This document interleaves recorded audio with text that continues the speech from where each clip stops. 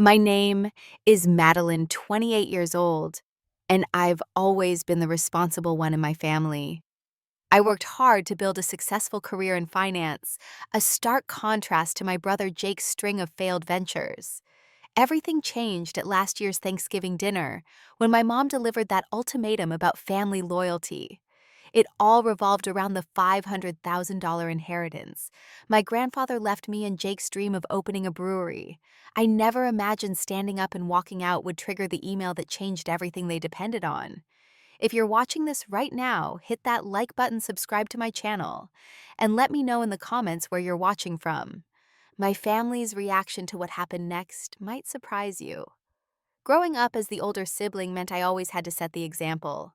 While I was making sure homework was done and chores were completed, my brother Jake got away with everything. He's only 2 years younger than me, but the difference in how we were raised might as well have been decades.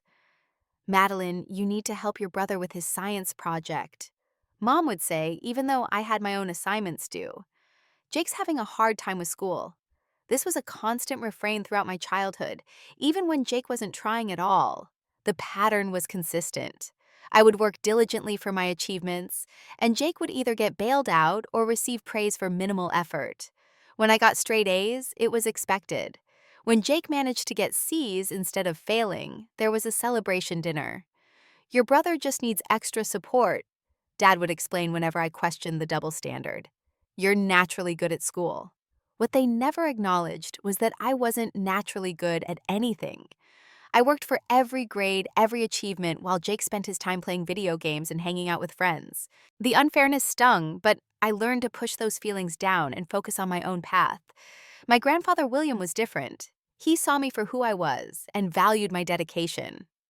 While my parents were attending Jake's mediocre baseball games, Grandpa would take me to museums, bookstores, and occasionally to his office where he worked as a financial advisor. You've got a good head for numbers, Maddie. He'd tell me using the nickname only he was allowed to use. And more importantly, you understand the value of work. Those moments with Grandpa were precious. He taught me about investing, saving, and planning for the future. When I decided to study finance in college, he was my biggest supporter. He helped me apply for scholarships and even covered some of my tuition when those scholarships weren't enough. Meanwhile, Jake bounced between community college programs, never completing any of them. He worked odd jobs just long enough to save for his next big idea, which inevitably failed. There was the lawn care business that lasted one summer, the custom t-shirt website that never got more than 3 orders, and the food delivery service that collapsed when Jake kept forgetting to deliver the food. After each failure, Jake would move back home, and my parents would comfort him. You're just finding your path, they'd say. Not everyone knows what they want right away like your sister. I completed my finance degree with honors and landed a job at a respected firm in the city about 2 hours from my hometown. My starting salary was modest, but I worked my way up quickly, living frugally and building my savings. By 28, I had a comfortable apartment, a growing investment portfolio, and a position as a senior financial advisor. Jake at 26 was still living at home, rent-free, still jumping between ventures. The latest was a plan to become a social media influencer, which mainly involved posting pictures of himself at local restaurants and tagging them hoping for free meals. When Grandpa William was diagnosed with cancer, I drove back home every weekend to visit him. Jake would sometimes join us, but he'd spend most of the time showing Grandpa videos on his phone instead of actually talking to him. In his final months, Grandpa and I had many heart-to-heart conversations. He told me how proud he was of what I'd accomplished, and how he wished my parents could see my achievements for what they were, instead of taking them for granted. "They love you, Maddie," he said during one of our last conversations, "but they've never understood you the way I do." After Grandpa passed away, we gathered at the family lawyer's office for the reading of the will. I expected the family home would go to my parents, and perhaps some small mementos would be distributed among grandchildren. What I didn't expect was to hear the lawyer say, "To my granddaughter, Madeline, I leave the sum of $500,000 to use as she sees fit. I know she will make wise decisions, as she always has." The silence in the room was deafening. Jake's face flushed red, and my mother's mouth fell open. My father stared at his hands. The lawyer continued explaining that the family home would indeed go to my parents, and Jake would receive $20,000. After the lawyer finished, he handed me a sealed envelope. "Your grandfather asked me to give you this privately." That night alone in my old bedroom, I opened the letter with trembling hands. "Dear Maddie," it began. "If you're reading this, I've moved on to whatever comes next. I hope it involves good books and better coffee. I'm leaving you this money because I trust you. You've shown good judgment your entire life, even when it would have been easier to make poor choices like those around you. This isn't about favoritism. It's about recognizing the person you've become. Use it wisely, and remember that your worth isn't tied to what you can do for others. I'm proud of you. Love always, Grandpa." I clutched the letter to my chest and cried, feeling both the weight of his absence and the warmth of his confidence in me. The day after the will reading, the questions started. "So, what are you going to do with all that money?" Jake asked over breakfast, trying to sound casual, but failing to hide the edge in his voice. "I'm not sure yet," I answered honestly. "I need time to think about it." "You know," my mother interjected, buttering her toast with more force than necessary, "your brother has been working on some very promising business ideas." I nodded noncommittally. I knew where this was heading, but wasn't ready to engage. Later that afternoon, Jake cornered me in the backyard, where I was sitting with a book. "Listen, Maddie," he said, using the nickname I'd asked him repeatedly not to use. "I've been thinking. Grandpa probably left you that money because he knew you'd help the whole family. You know, since you're so good with finances and all." "That's not what his letter said," I replied. "He wrote you a letter?" Jake looked surprised and a little hurt.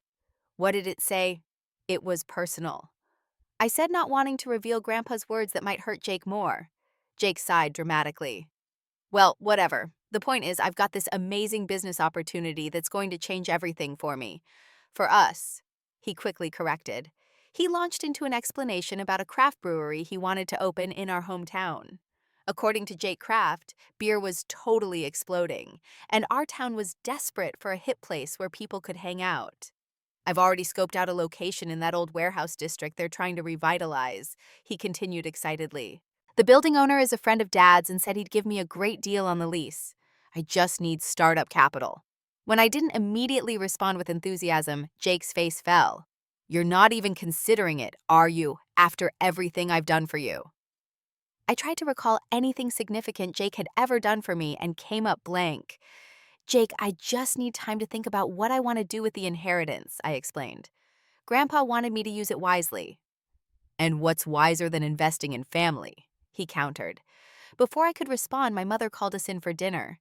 The subject was temporarily dropped, but I could feel it lingering in the air throughout the meal. That night, my parents came to my room. They sat on the edge of my bed like they used to do when I was a child, and they wanted to have a serious talk.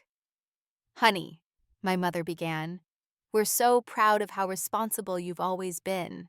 "You've really made something of yourself," my father added, "and now you have this wonderful opportunity to help your brother do the same." "Jake's brewery idea is actually really solid," my mother continued. "Your father and I have looked at his plans, and we think this could be the thing that finally helps him find his direction." I took a deep breath. "Could I see this business plan?" My parents exchanged glances. "Well, it's more of a concept right now," my father admitted. "But Jake has really thought this through. I'd feel more comfortable if I could review an actual plan before committing any money," I said firmly. Of course," my mother said quickly. "Jake will put something together." "But you are considering it right. This could be so good for him. For all of us, really. Your grandfather would have wanted the family to benefit from his generosity." I thought about Grandpa's letter tucked safely in my purse, and wasn't so sure about that. The next morning, as I packed to return to my apartment, Jake handed me a few sheets of paper stapled together. The cover page read, "Brewery Business Plan," in large font. "Here's what you asked for," he said proudly. "I stayed up all night working on it." I thanked him and promised to review it, though a quick glance showed me it was mostly images copied from other breweries' websites and vague statements about capturing the millennial market. Back in my own apartment, I spread Jake's business plan across my coffee table. As a financial advisor, I'd seen countless business proposals from clients seeking investment advice. Jake's plan wouldn't have made it past a first screening with any serious investor. There were no financial projections, no market analysis, no clear operational strategy, just pages of buzzwords and a hastily created logo for Jake's Craft Brew House. Over the next few days, my phone buzzed constantly with texts from Jake. Have you looked at the plan yet? What did you think? I found even better brewing equipment than I first thought. When can I tell the building owner we're moving forward? I tried to respond carefully, saying I was still considering everything, but Jake's messages became increasingly presumptuous. He started sending links to brewing equipment with notes like, "This is the one we should get," and "Go ahead and order this when you transfer the money." Meanwhile, my mother called daily with thinly veiled suggestions. Jake showed us the menu he's planning for the brewery. So creative. The building owner needs an answer by the end of the month. Such a great opportunity. Your brother is so excited about this chance to finally prove himself. The pressure was building, but something didn't feel right. I decided to do my own research on the craft brewing industry and was sobered by what I found. The market was indeed growing, but it was also increasingly saturated. The failure rate for new craft breweries was climbing, and the most successful ones were run by people with years of brewing experience, not enthusiastic amateurs. I scheduled an appointment with my own financial advisor, Marshall, whom I trusted for his straightforward advice. "So your brother wants to open a brewery with no experience in a small town, with your inheritance as the sole funding source," Marshall summarized after I explained the situation. "That's about it," I confirmed. Marshall leaned back in his chair. "Madeline, you know exactly what I'm going to say. This has red flags all over it. If a client came to me with this investment opportunity, I'd advise them to run in the opposite direction." "But this is family," I said, voicing the doubt that had been nagging at me. "Which makes it worse, not better," Marshall replied. "Business and family rarely mix well, especially when there's already a pattern of financial irresponsibility. If the brewery fails, you lose both your inheritance and potentially your relationship with your brother." Deep down, I knew he was right. But saying no to Jake meant dealing with the fallout from my entire family. The thought made my stomach churn. When I got home that evening, I found 3 missed calls from my mother and a text from my father asking me to call as soon as possible. I took a deep breath and called back. "Madeline?" My father's voice was unusually tense. "Your brother told us you're not returning his messages about the brewery." "I've been busy with work, Dad, and I'm still reviewing everything." "What's there to review? It's a great opportunity and he needs an answer. The building owner has another potential tenant interested." "I just want to make sure it's a sound investment," I explained. "Investment." My father's voice rose slightly. "This isn't about an investment return. This is about helping your brother get on his feet. Family supports family, Madeline." The guilt trip was so transparent it would have been laughable if it weren't so painful. "I'll talk to Jake directly," I promised, then quickly ended the call. Before I could reach out to my brother, an email notification caught my eye. It was from an old high school friend who still lived in our hometown. The subject line read simply, "FYI about Jake's brewery plan." Inside was a link to a local news article from 2 years ago that I'd somehow missed. It detailed the collapse of a local restaurant co-op that Jake had apparently been involved with. According to the article, several young entrepreneurs had pooled resources to open a farm-to-table restaurant. The venture had failed within 6 months amid accusations of mismanagement and missing funds. Jake's name appeared among those who had abandoned the project, leaving others to deal with the fallout. I sat back stunned. Jake had never mentioned this venture. My parents had never mentioned it. Yet here was evidence of another failed business more serious than the others that had been kept from me. More research revealed 2 other business attempts. Jake had hidden a partnership in a food truck that had dissolved with angry social media posts from his former partner, and a short-lived attempt at starting a local delivery service that had accumulated complaints with the Better Business Bureau. That night, Jake called me directly. "So Mom and Dad said you're still thinking about the brewery," he began, not bothering with a greeting. "What's there to think about? This is a no-brainer." "Actually, Jake, I have some concerns," I said carefully. "The craft beer market is pretty saturated, and the failure rate for new breweries is high." Not for me, Jake said confidently. I've got the perfect concept. I also just learned about the restaurant co-op you were involved with, I continued, and the food truck partnership and the delivery service. There was a long pause. Those weren't my fault, Jake finally said, his voice defensive. The co-op people were disorganized. The food truck guy was impossible to work with, and the delivery service just needed more time to catch on. Why didn't you mention these ventures in your business plan? Because they're not relevant. Jake's voice rose in frustration. This is different. I've learned from those experiences. I'm not sure I can invest in the brewery, Jake, I said, finally giving voice to my decision. At least not the full amount you're asking for. Are you serious right now? Jake sounded incredulous. After everything this family has done for you, after all the support you've gotten, I'd be willing to consider a smaller investment, maybe with some oversight on how the money is used. I offered, trying to find a compromise. So you want to control me? Jake scoffed. No thanks. Either you believe in me or you don't. The call ended with Jake hanging up on me, and my phone immediately started buzzing with texts from my parents asking what I'd said to upset Jake so badly. The next day, I received a call from a number I didn't recognize. It turned out to be Amy, Jake's girlfriend of 6 months, whom I'd only met once. Madeline, this is Amy, Jake's girlfriend. I just wanted to talk to you about the brewery situation. I was surprised, but agreed to listen. Jake is devastated that you don't support his dream, Amy began. This brewery means everything to him, and your family is so excited about it.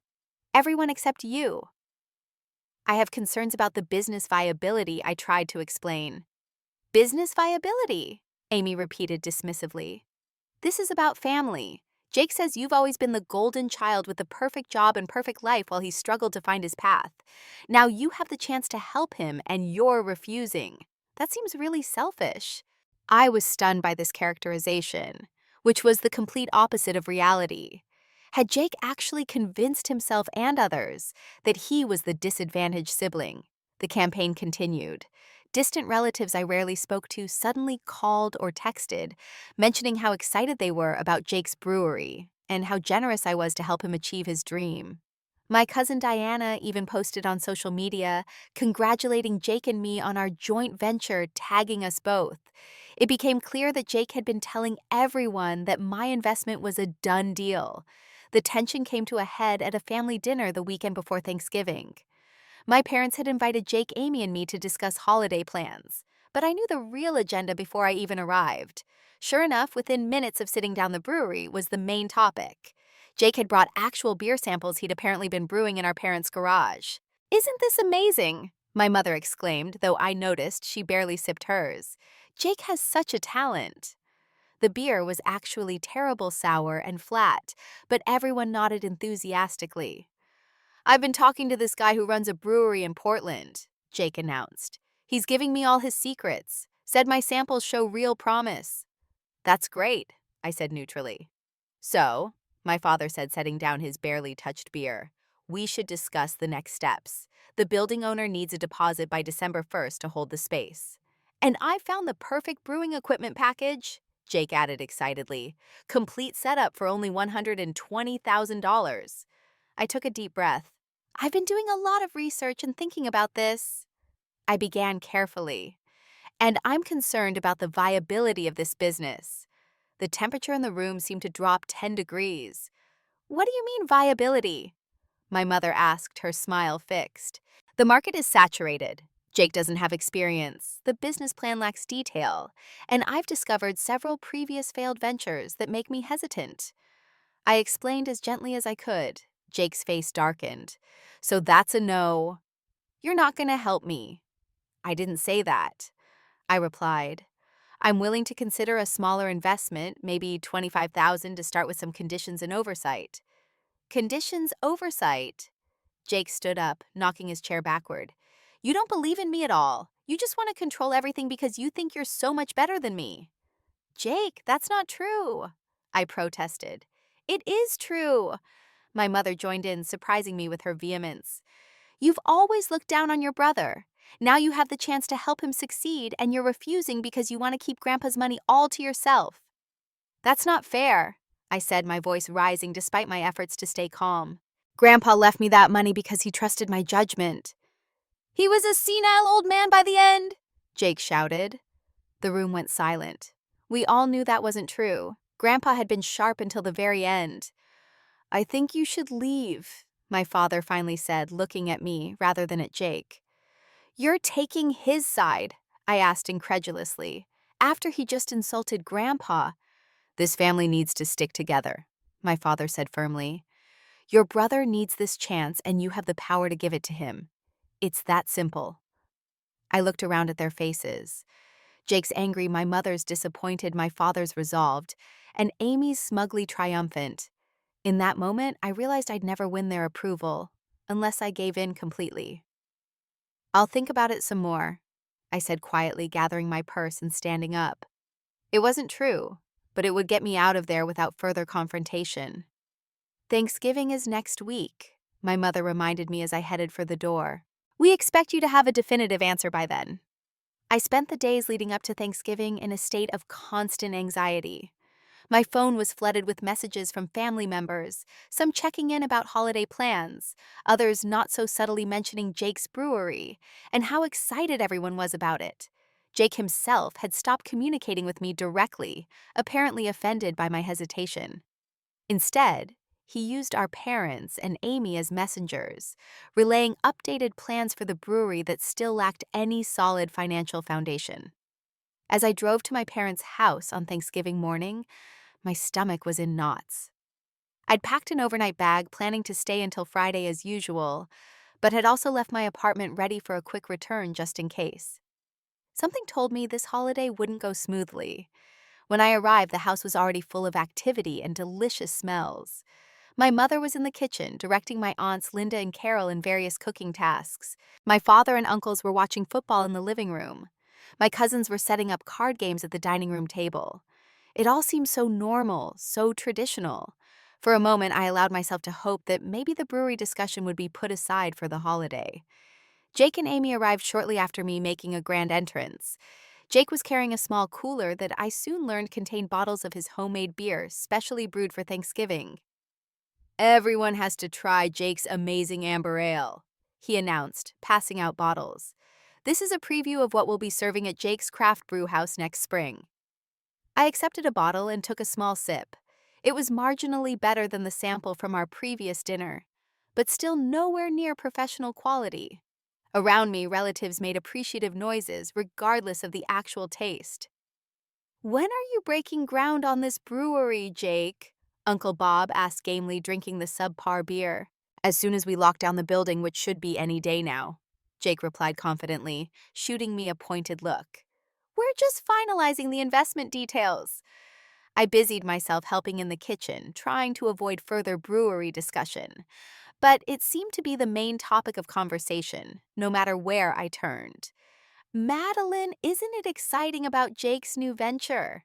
Aunt Linda asked as I mashed potatoes. Your grandfather would be so proud to see his money helping the family business.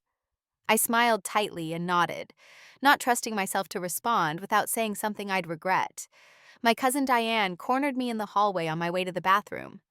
Jake showed me the logo designs for the brewery. So cool. He said, you're handling all the financial stuff since that's your expertise.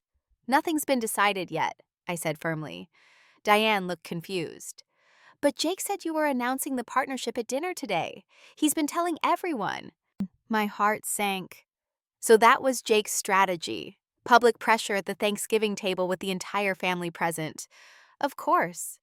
Just before we sat down to eat, I stepped outside for some fresh air and a moment of peace. To my surprise, my Aunt Susan, my mother's sister, followed me out. Rough day? She asked, joining me on the porch swing. I nodded, not wanting to complain, but desperate for someone who might understand. I couldn't help but notice all the brewery talk, Aunt Susan continued, and your face every time it comes up. Is it that obvious? I asked. Only to someone who's paying attention, she said kindly. Want to tell me what's really going on? To my embarrassment, tears sprang to my eyes as I briefly explained the situation, the inheritance Jake's demands and the family pressure. Aunt Susan listened without interrupting, then took my hand. Your grandfather William was my father too, you know, and he was always a good judge of character. If he left you that money, he had his reasons. Mom and everyone else seem to think I'm being selfish, I admitted. This family has a way of confusing love with enabling, Aunt Susan said thoughtfully. They did it with my brother Tom, who drank himself into an early grave while everyone supported him.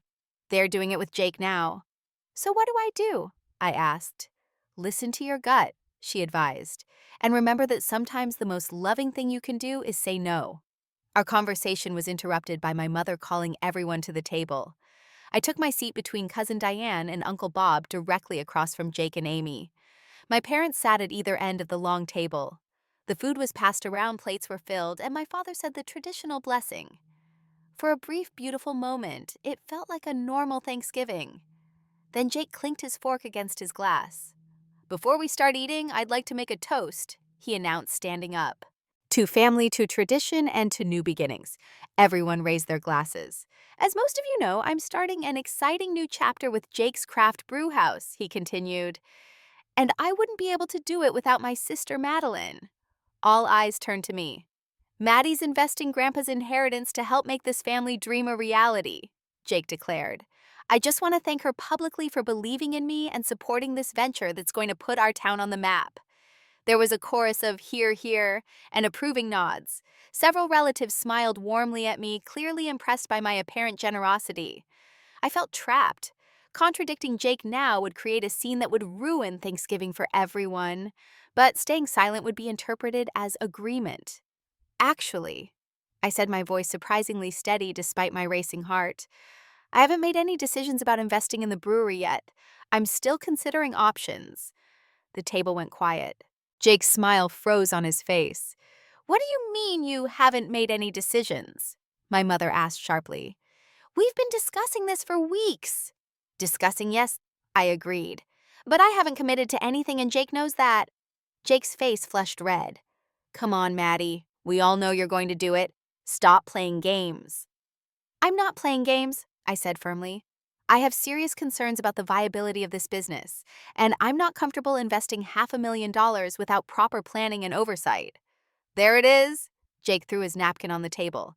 She thinks she's so much smarter than everyone else. She doesn't believe I can succeed. That's not what I said, I protested. Madeline, my father's voice cut through the tension. This is not the time or place for this discussion. I didn't bring it up, I pointed out. Jake did. Only because you've been dragging your feet for weeks, my mother snapped. This is your brother's future we're talking about, your family's future. And my future too, I said. That's my inheritance, not a family slush fund. The table was dead silent now. Even the children were watching with wide eyes. My mother stood up slowly, her face tight with anger. You're either with this family or you're against us, she said loudly, her voice echoing in the silent dining room. There is no middle ground here. Every eye at the table was on me. Jake wore a smug expression, clearly believing I'd cave under this public pressure. My father looked stern and disappointed. Most relatives seemed uncomfortable except for Aunt Susan, who gave me a small nod of support. In that moment, something shifted inside me. Years of being the responsible one, of giving in to keep the peace, of putting my family's wants above my own needs, all crystallized into a single clear realization. This would never end unless I ended it. I stood up my chair, scraping loudly against the floor. Without a word, I walked to the entry hall, grabbed my car keys from the hook, and returned to the dining room doorway. I'm sorry you see it that way, I said calmly. I won't be staying for dinner. Happy Thanksgiving, everyone. As I turned to leave, Jake's voice followed me. See, she doesn't care about anyone but herself. I paused at the front door, fighting back tears, then walked out into the cold November afternoon. The drive back to my apartment was a blur. Tears streamed down my face as I navigated the highway, thankful for the light holiday traffic. My phone buzzed repeatedly in my purse, but I ignored it. Whatever my family had to say right now, I wasn't ready to hear it. When I finally reached my apartment, I collapsed onto my couch and let myself cry properly. Years of suppressed feelings poured out grief. For my grandfather, hurt from my family's manipulation and anger. So much anger at being painted as the villain, when all I'd done was try to be responsible. After the emotional storm passed, I made myself a cup of tea and tried to think clearly. This wasn't just about the brewery anymore. This was about a lifetime of patterns that needed to break. I checked my phone. 27 missed calls and 43 text messages. Most were from my parents and Jake, but there were also messages from aunts, uncles, and cousins, ranging from concerned to accusatory. My mother, "I can't believe you would embarrass us like this. Come back immediately." My father, "Your behavior was completely unacceptable. We raised you better than this." Jake, "Thanks for ruining Thanksgiving. Hope you're happy all alone with your precious money." But there was also a message from Aunt Susan. "Proud of you for standing your ground. Call me if you need to talk." And surprisingly, one from my cousin Diane. That was intense. "You okay?" Jake seemed way out of line. I set the phone aside, not ready to respond to anyone yet. Instead, I opened my laptop and began researching something that had been nagging at the back of my mind. For years, my parents had lived comfortably in the family home, which was fully paid off according to what Grandpa had told me. Dad's job as a manager at the local manufacturing plant and Mom's part-time work at the library didn't provide a luxurious income, but it should have been more than enough for their modest lifestyle. Yet, somehow, they always seemed to be helping Jake financially. New car when he wrecked his old one. Rent for apartments he'd inevitably be evicted from. Seed money for various failed ventures.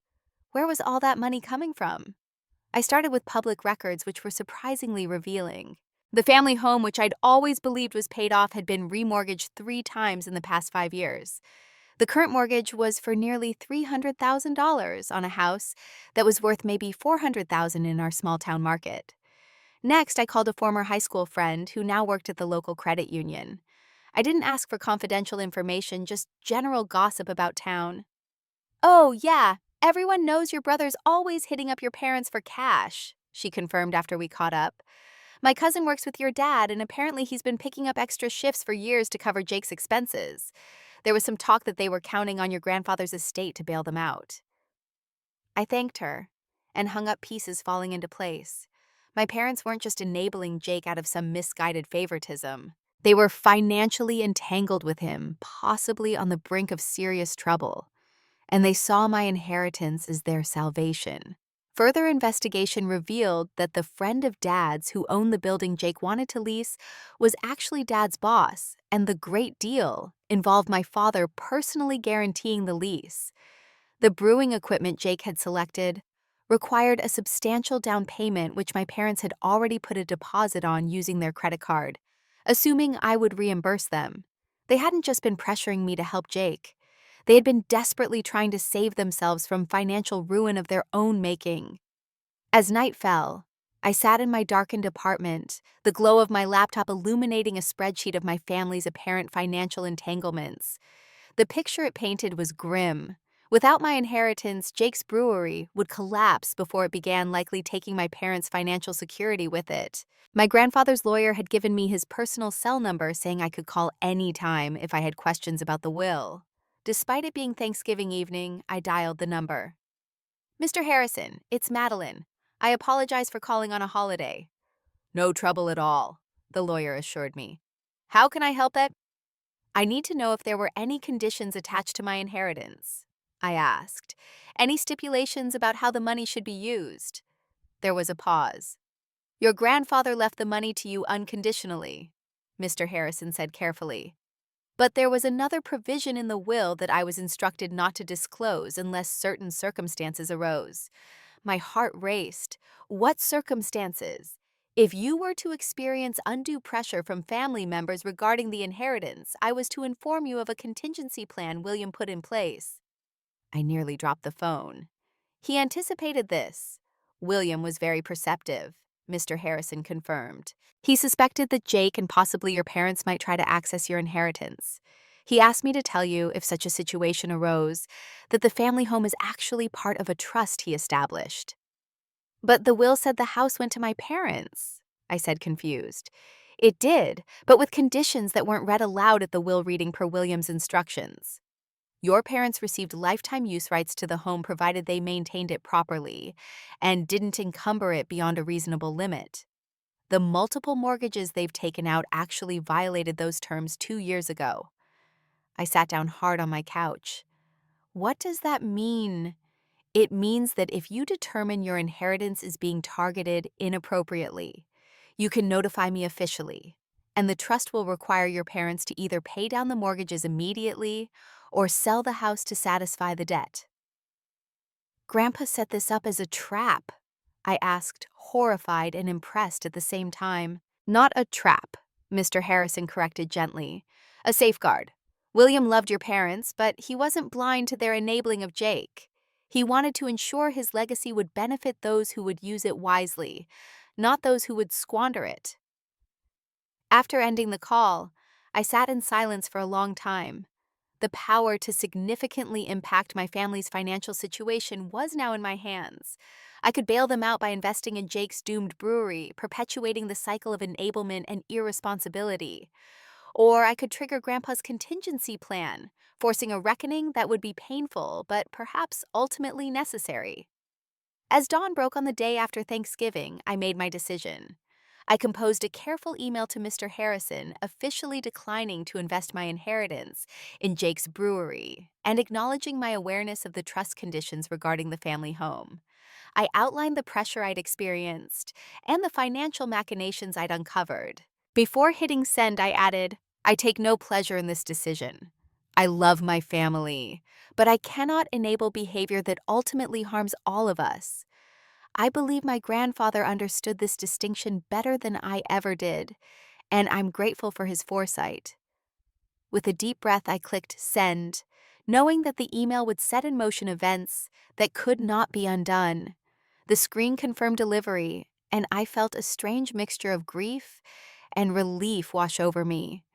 I had chosen truth over false harmony, wisdom over enabling, and in doing so had likely altered my family relationships forever. The fallout was swift and dramatic. 3 days after I sent the email, my parents received formal notification from Mr. Harrison that they were in violation of the trust conditions. They were given 2 options: pay down the mortgage to an acceptable level within 90 days, or sell the house and use the proceeds to clear the debt. My father called me, his voice a mixture of fury and panic. "What have you done?" he demanded. "The lawyer says we might lose the house because of you." "Because of me," I repeated. "Dad, you've remortgaged the house 3 times to fund Jake's failures. Grandpa specifically set up the trust to prevent that." "You had no right to trigger this clause," he shouted. "We're your parents, and Grandpa was your father," I reminded him. "He put these conditions in place because he saw what was happening. I'm just following his wishes." My mother's call came next, tearful and accusatory. "We've given you everything," she sobbed, "and this is how you repay us, by making us homeless." "You're not homeless, Mom," I said as gently as I could. "You have options. You can sell the house, pay off the debt, and buy or rent something more manageable. Or you can find a way to pay down the mortgage." "How are we supposed to do either of those things?" she cried. "We were counting on your inheritance to help with the brewery, which would have solved everything." "The brewery was never going to solve anything," I said firmly. It was just going to be another failed venture that left everyone deeper in debt. Jake's response was the most dramatic. He showed up at my apartment unannounced the following weekend, pounding on my door until I reluctantly opened it. "You've ruined everything," he shouted, pushing past me into my living room. "Do you have any idea what you've done?" "I think I do," I said, keeping my distance. Jake had never been physically aggressive, but I'd never seen him this angry either. "Mom and Dad are going to lose their house. My brewery is dead before it even started. All because you're too selfish to share Grandpa's money. Jake, the brewery was never viable," I tried to explain. "And Mom and Dad have been enabling your financial irresponsibility for years. It has to stop." "Oh, here we go with the responsible big sister act," Jake sneered. "You've always thought you were better than me. Now you've found a way to prove it, haven't you? Destroy my dreams and punish Mom and Dad in one move." "That's not what this is about," I protested. "This is about breaking a cycle that's hurting all of us." Jake laughed bitterly. "Save the therapy talk. You know what everyone was right about you? You only care about yourself. Well, congratulations. You've got your precious inheritance all to yourself, and the rest of us get to suffer. Hope you're happy." He stormed out, slamming the door so hard that pictures rattled on my walls. I sank onto my couch shaking. Despite knowing I'd made the right decision, the confrontation left me doubting myself. The extended family quickly took sides. Most aligned with my parents and Jake, seeing me as the villain who had triggered a family crisis. Aunt Susan and a few cousins reached out in support, understanding the impossible position I'd been in. "Your grandfather would be proud," Aunt Susan told me over coffee. "He tried to talk sense into your parents for years about their enabling of Jake. When that failed, he put these provisions in place, knowing someone would eventually have to take a stand." Despite this reassurance, the weeks that followed were some of the loneliest of my life. I threw myself into work avoiding social media, where family members were making thinly veiled comments about my betrayal. I started seeing a therapist to help process the guilt and grief I was experiencing, despite knowing I'd made the right choice. Then came an unexpected call from my father. His voice was subdued, lacking the anger of our previous conversation. "Madeline," he began hesitantly, "I need to talk to you about something important." And I braced myself for another attack, but instead he continued, "I've been doing a lot of thinking and looking at our finances honestly for the first time in years. We're in worse shape than even your mother realizes." "I'm sorry to hear that," I said cautiously. "No, I'm the one who's sorry," he said, surprising me. "The truth is, we've been enabling Jake's irresponsibility for so long that it became normal. We convinced ourselves we were helping him, but really we were just avoiding the hard work of setting boundaries." I was speechless. "We're going to sell the house," he continued.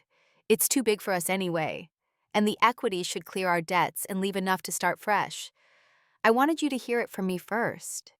"Dad, I never wanted this to hurt you and Mom," I said, my throat tight. "I know that now," he admitted. "Your grandfather left those conditions for a reason, and that email from his lawyer was the wake-up call we needed. It's going to be hard, but it's necessary." After we hung up, I sat in stunned silence. It was the first honest conversation I'd had with my father in years. The rest of the family's reactions continued to evolve over the following weeks. Jake's girlfriend Amy broke up with him once it became clear there would be no brewery and no financial windfall. This seemed to hit Jake harder than losing the business opportunity itself.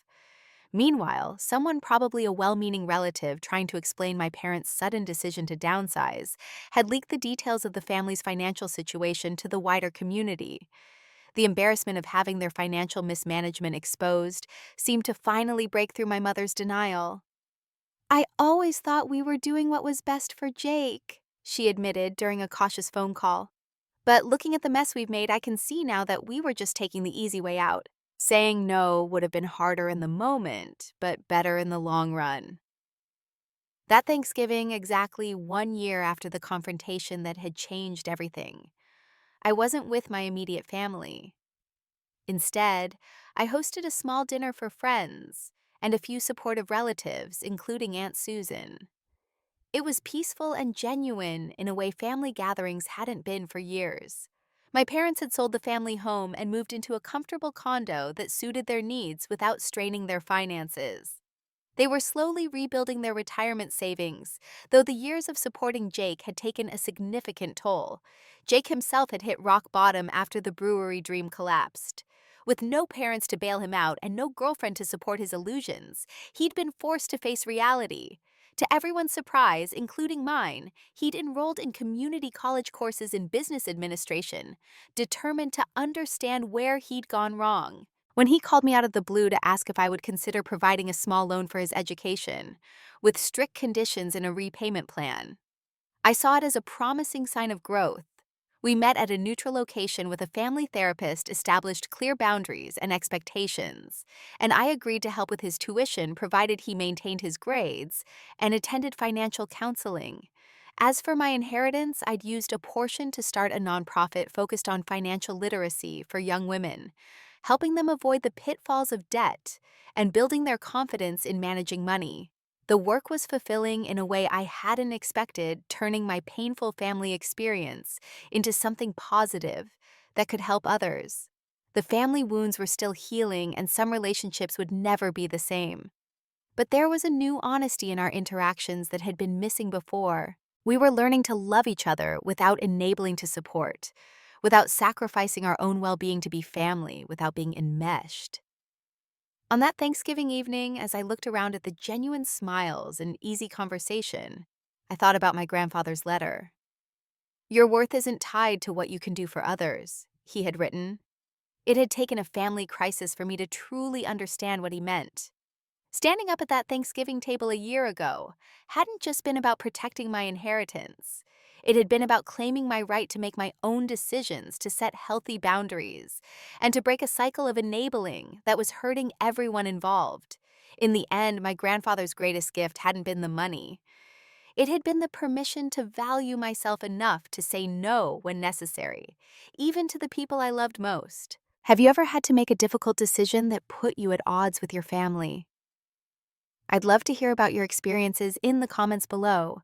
And if this story resonated with you, please hit that like button and subscribe to my channel for more stories about family dynamics, setting boundaries, and finding your own path. Thank you for listening to my story. And remember that sometimes the most loving thing you can do is stand firm in your truth, even when it's the hardest choice to make. Until next time, take care of yourselves and each other.